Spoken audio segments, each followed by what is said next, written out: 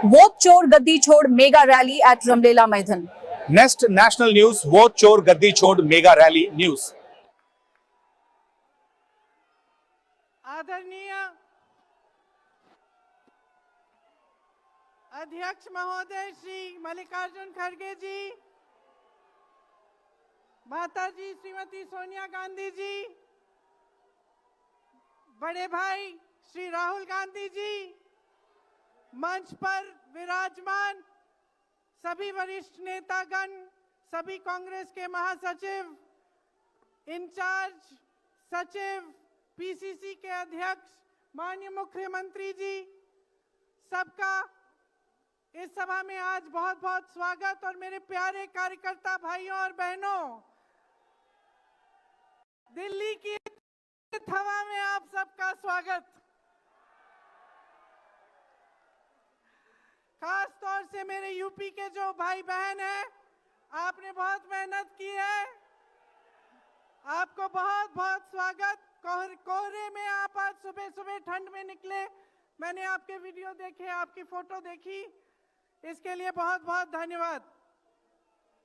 जरा एक बार जोर से, इतनी जोर से नारा लगाइए कि यहां से गूंजता हुआ प्रधानमंत्री निवास तक जाए, वोट चोर, वोट चोर, वोट चोर। ये वोट क्या है, इसकी कीमत क्या है हमारे जीवन में, इसको समझना बहुत जरूरी है। बहुत समय पहले जब आजादी की लड़ाई शुरू हो रही थी और नेहरू जी जगह जगह जाते थे लोगों से मिलने के लिए, तो एक नारा गूंजता था।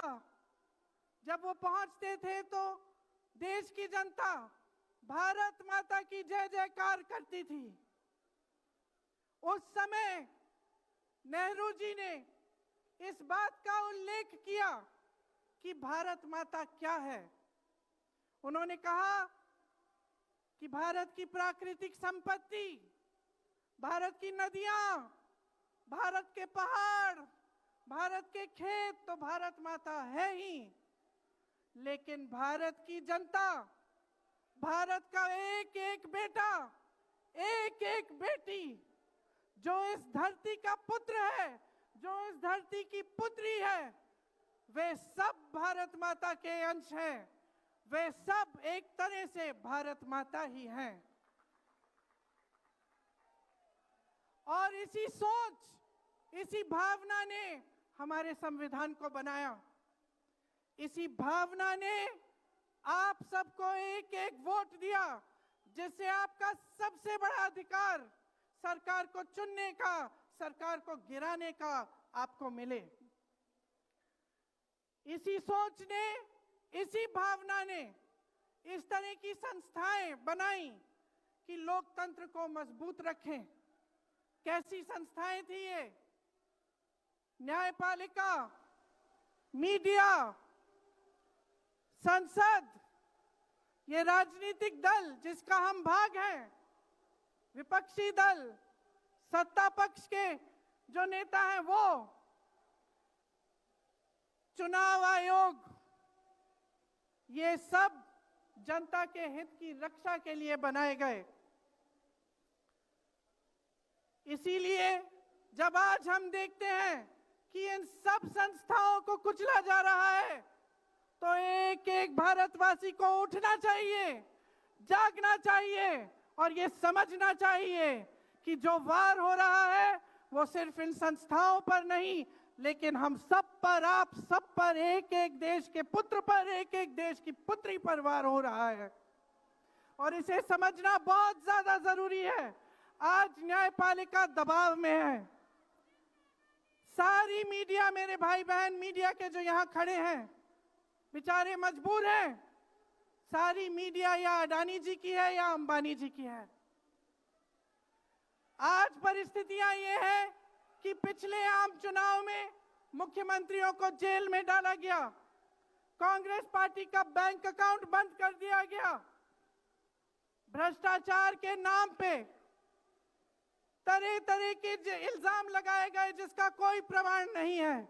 ईडी भेजी, इनकम टैक्स भेजा, सीबीआई भेजी, और जैसे जैसे जिनका दिल कमजोर था, जो सह नहीं पाए, वो उनकी पार्टी में शामिल हो गए, वैसे वैसे इनकी वॉशिंग मशीन उनको धोकर उनको पाक बनाती रही। आज संसद को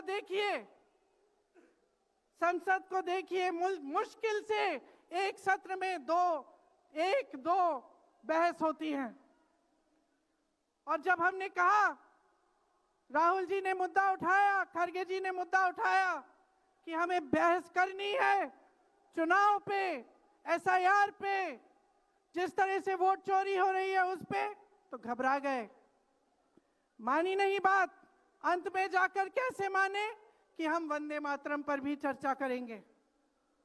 तो हम संसद में ये बहस करते रहे कि राष्ट्रगीत किसका है, राष्ट्रगीत कैसे बना, राष्ट्रगीत क्यों बना, और जो बड़ी बड़ी समस्याएं हैं जिससे आप जूझ रहे हो, बेरोजगारी, महंगाई, पेपर लीक, उसके बारे में चर्चा करने की हिम्मत नहीं है। हिम्मत क्यों नहीं है? क्योंकि अगर इनको एक असली चुनाव लड़ना पड़े, मैं चुनौती देती हूं, एक सही चुनाव लड़ लें, बैलेट पे लड़ लें, तो ये खुद जानते हैं कि कभी नहीं जीत पाएंगे। आज आपको मायूस होने की जरूरत नहीं है कि बिहार का चुनाव हार गए, क्योंकि पूरा देश देख रहा है कि ये चोरी से जीतते हैं। राहुल जी ने प्रेस कॉन्फ्रेंस की, पहले हरियाणा की बात बताई, महाराष्ट्र की बात बताई, कर्नाटक की बात बताई, बिहार में एसआईआर करके 65 लाख वोट काट दिए गए। और अगर ये सारे प्रमाण आप अलग कर दें तो एक साफ और साधारण बात सामने आती है। आचार संहिता के समय 10-10 हजार रुपए आप पहुंचा रहे हो, कोई आपको रोक नहीं रहा है। चुनाव आयोग आंख बंद कर रहा है, आंख मूंद रहा है। तो अगर ये चुनाव चोरी नहीं है तो क्या है? इनके पास जवाब ही नहीं है। ये जानते हैं कि आज के दिन जनता इनसे नाराज है। देखिए, हिले हुए लगते हैं। संसद में मैं देखती हूं, आत्मविश्वास घट गया है, आंखों में आंख मिलाकर नहीं देख पाते, सामने से गुजरते हैं तो यूं आंख झुका देते हैं। आत्मविश्वास कम हो गया है, घट गया है, अपने आप में विश्वास घट गया है, क्योंकि जनता का विश्वास भाजपा से, इनकी सरकार से, प्रधानमंत्री मोदी जी से, अमित शाह जी से सबसे हट चुका है।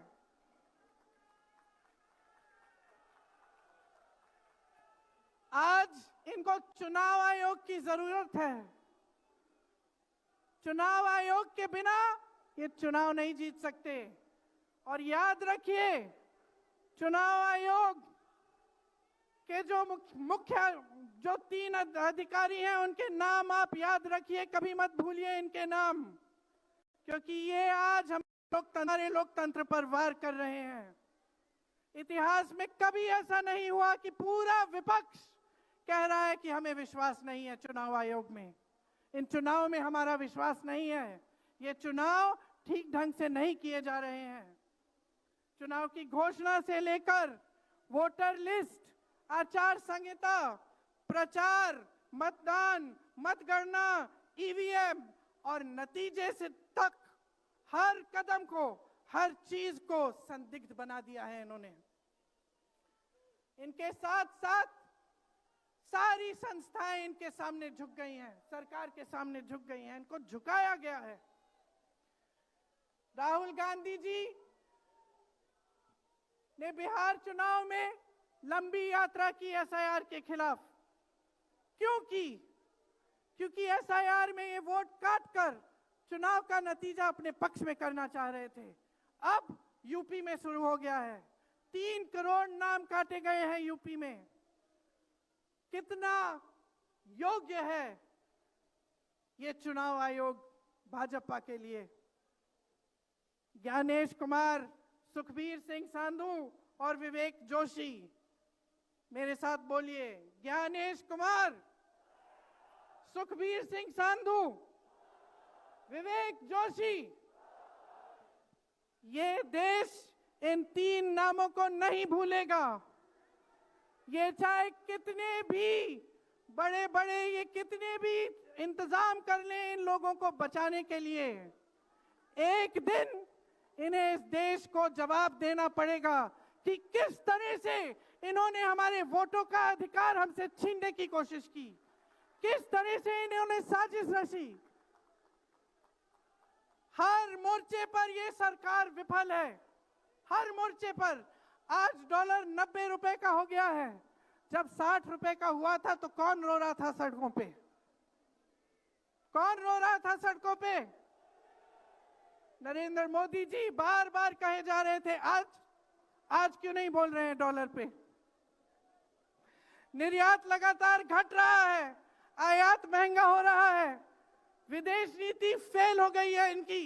हाथ पकड़ के चलते हैं ट्रंप जी के साथ, बड़े बड़े राष्ट्रपतियों के साथ, लेकिन जब समय आता है तो देश के साथ कोई खड़ा नहीं होता।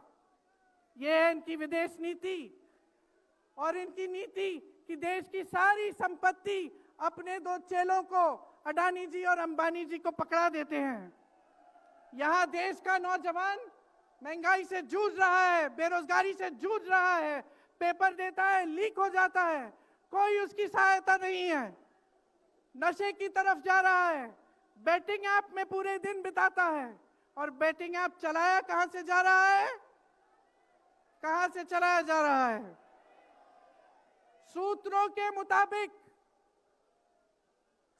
के मुताबिक प्रधानमंत्री के ऑफिस में ही एक शख्स ने बैटिंग ऐप के साथ में घोटाले किए हैं। इसकी चर्चा होती है क्या सदन में? क्यों नहीं होती? आपकी बेरोजगारी की चर्चा होती है, महंगाई की चर्चा होती है, मेरी बहनें यहां खड़ी हैं, आपकी सुरक्षा की चर्चा होती है? न सदन में होगी, ना बड़ी बड़ी रैलियों में करेंगे ये लोग, ना आपके पास आकर आपसे बात करेंगे, आपके हालचाल पूछेंगे, आपसे पूछेंगे कि किस संघर्ष से आप गुजर रहे हो, कैसे जी रहे हो। क्योंकि हिम्मत नहीं रही इनकी, हिम्मत नहीं रही।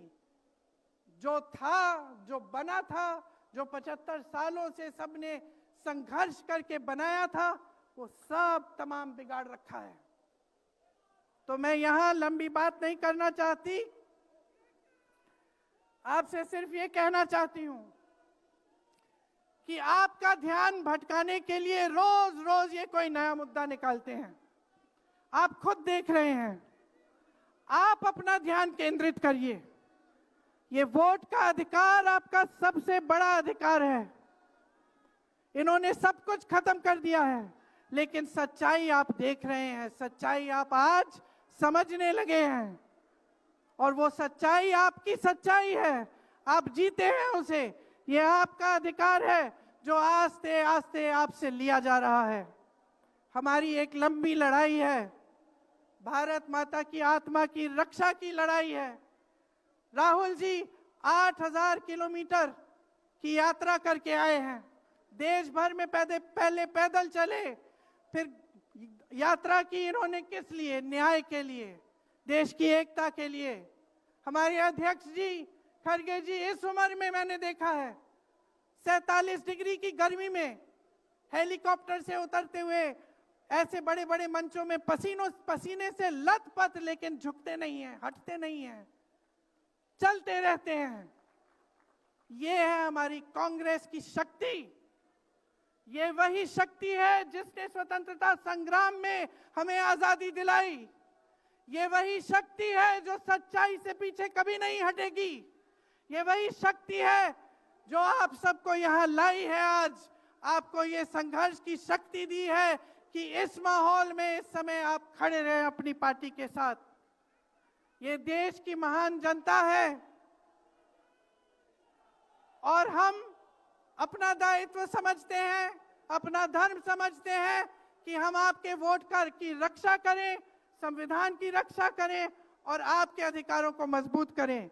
इसलिए आज हम यहाँ आपके सामने आए हैं ये कहने के लिए कि हम लड़ते रहेंगे, हम कभी नहीं झुकेंगे, हम कभी नहीं रुकेंगे। धन्यवाद। जय हिंद।